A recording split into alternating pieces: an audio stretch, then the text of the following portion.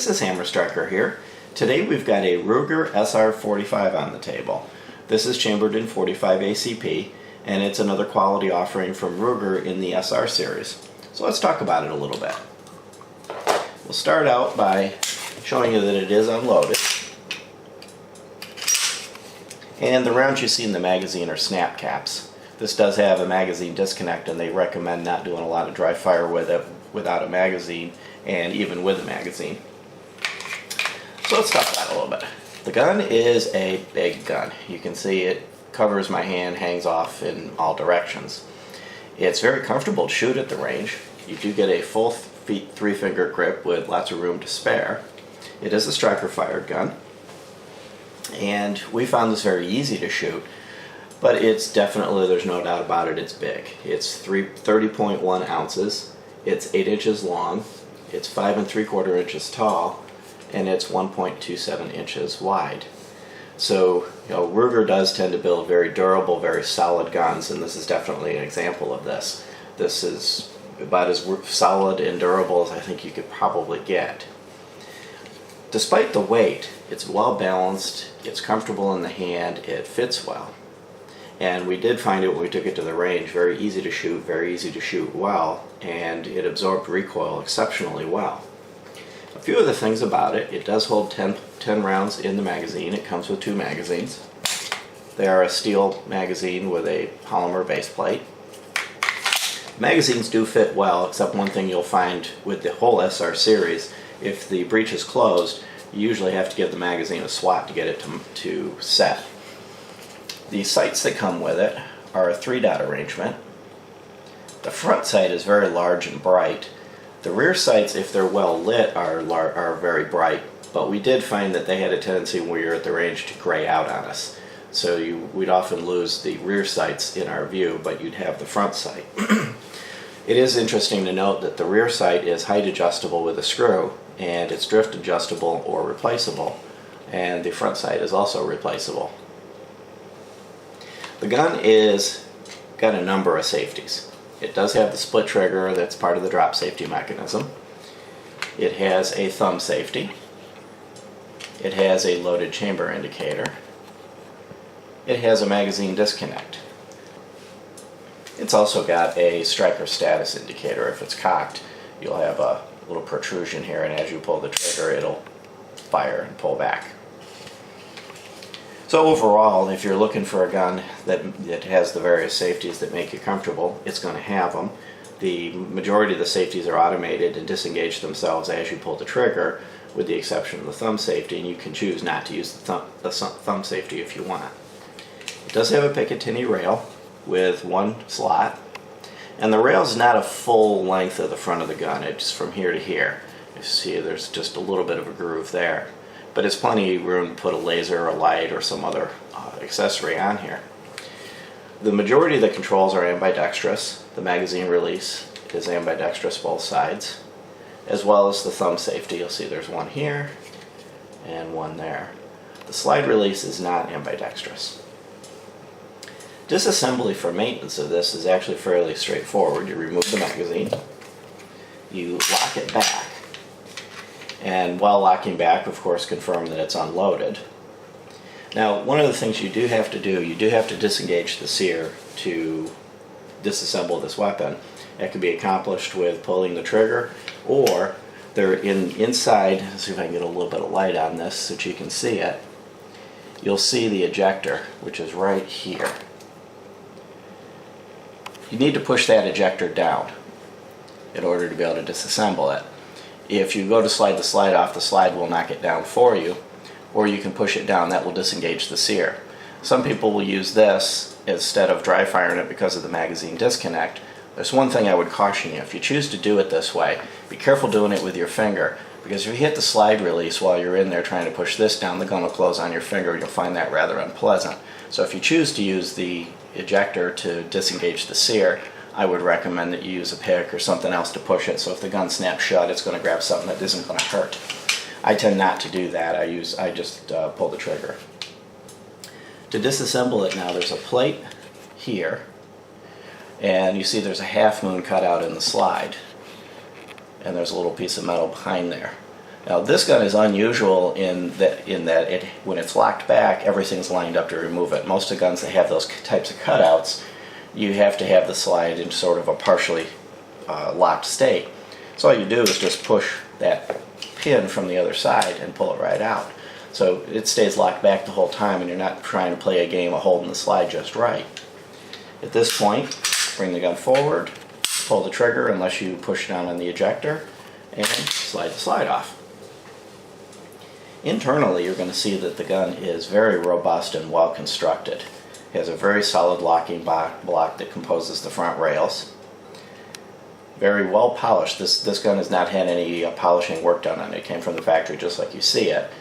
Polished and smooth trigger bar, and very small guide rails at the back, which is fine because the front rails being so robust, they're going to do the majority of the work of guiding it. It's well constructed. It is a little bit busy. There is a little bit going on in here compared to something like a Glock, but it does function very well and everything is well laid out and well manufactured. Now let's move on to the slide. The slide is relatively heavy. It's all stainless steel, and it does have a captive guide rod, or captive spring on the guide rod. And when we remove the barrel, it's your classic striker type barrel. Very well machined, well milled. Everything is deburred. It's just well constructed. Everything on this gun is well constructed. When you look inside the slide, you've got your striker block drop safety like the Glocks and any of the others, which is right here. And then over here you've got the magazine disconnect, and this moves up out of the way when a magazine's installed. And then at the back you have the sear mechanism. Reassembly is fairly straightforward.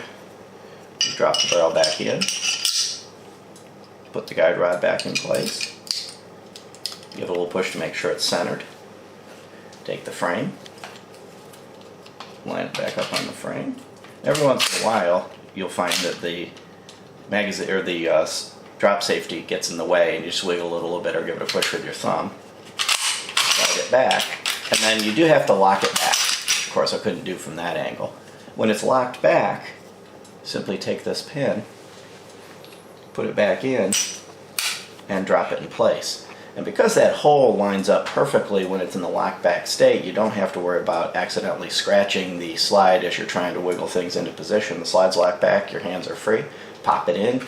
At this point, you can do one of two things. You do need to bring the extractor back up, or the ejector back up, otherwise the trigger mechanism won't engage. You can do that when you install a magazine, it'll pop it up for you, or you can just reach in and pull it up.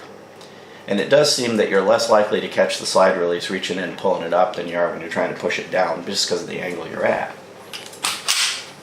Put the gun back in battery, and you're ready to go. I'm going to put a magazine in it and chamber one of these snap caps for the trigger demonstrations, because I don't want to be beating up the magazine disconnect. And this is a gun we did borrow from a local viewer. One of our local viewers does frequently let us borrow guns, and he let us borrow this one. It's something he just recently got a hold of, and he's really enjoyed it and finds it easy to shoot well. When you look at the trigger, you take up on the little trigger safety, but beyond that there's almost non-existent trigger take-up. Once you pull that safety up, it's right there and you're on the brake. A little bit further and you break the sear. It's a smooth, crisp brake. It is a bit heavy. The trigger is a little heavier than some of the others. From a reset perspective, the reset really is almost all the way out. That's it. So it's not a race gun. The reset on this isn't designed to do very fast follow-up shots. However, the trigger travel is short enough that even with the reset being all the way out, we found that it was very easy to operate the trigger, it was easy to stay on target, and it was easy to do clean follow-up shots. So I'll do the trigger one more time. There was another snap cap in that magazine. Minimal take-up. Short, crisp break. All the way back out. So overall, it's a very nice trigger. And I'm sure the trigger will smooth out a little bit with a few rounds down range. This gun, he maybe had 100 rounds down range before he led it to us, and we probably put another 100 rounds through it. Overall, It's a very well constructed gun. We found it to be very easy to shoot well, comfortable to shoot, pleasant to shoot. It's been reliable. So if you're looking for a good large gun, this one would probably be a good choice. Now when I say large gun, let me show you a couple examples. I've got a Glock here. Now this happens to be a Glock 20, which is a 10mm. However, the Glock 21, which I'm going to compare this to, is dimensionally identical to this. So for the purposes of this comparison, the Glock 21 would be the exact same size. And the Glock 21 and the 20 are considered to be fairly large guns. And you see when you put them upside the Ruger, the Glock's actually shorter in every direction than the Ruger. It's a little bit shorter magazine, grip, and slide. And it is interesting to note that the Glock 21 would hold 13+1, the Ruger holds 10+1. Other guns that you might be looking at if you're looking for something in the full-size 45 category would be this PPQ 45. And the PPQ is also a little bit smaller than the Ruger. Both the Glock and the PPQ are also lighter guns, overall lighter guns. And then, of course, if you're not looking in the striker territory and you started out with something like this 1911. Now in a 1911, you've got a very large beaver tail at the back. I'm going to line these up slide to slide. You know, if you counted the beaver tail at the back, the 1911 would be significantly larger. But if you line them up slide to slide, the 1911 is only a little bit longer than the Ruger. And from a grip perspective, I'm going to flip them around. From a grip's perspective, the Ruger has a longer grip than the 1911. Now if I bring it back, in this case I brought the Ruger back beaver tail to beaver tail, and you'll see at that point there's quite a bit of extra 1911 when you add on the beaver tail. But when you just look at the frame and the slide, they're roughly the same. 1911 will typically hold 7 or 8 depending on the magazine that you have in it. So you are definitely looking at a large service type gun, range gun, home defense. It wouldn't necessarily be the best choice for concealed carry. It's a little bit on the large side for that. There are other options that are a little bit more convenient for concealed carry that you may want to consider. Before you go, while you're checking out our channel, hop over to our subscriptions page. Check out some of the channels that we subscribe to. There's a number of the big names that you probably already know, and a number of smaller channels like ours that have some excellent content. You might find some very interesting videos over on them. Other than that, if you like our videos, give us a thumbs up, share, subscribe, and have a great day. Thank you.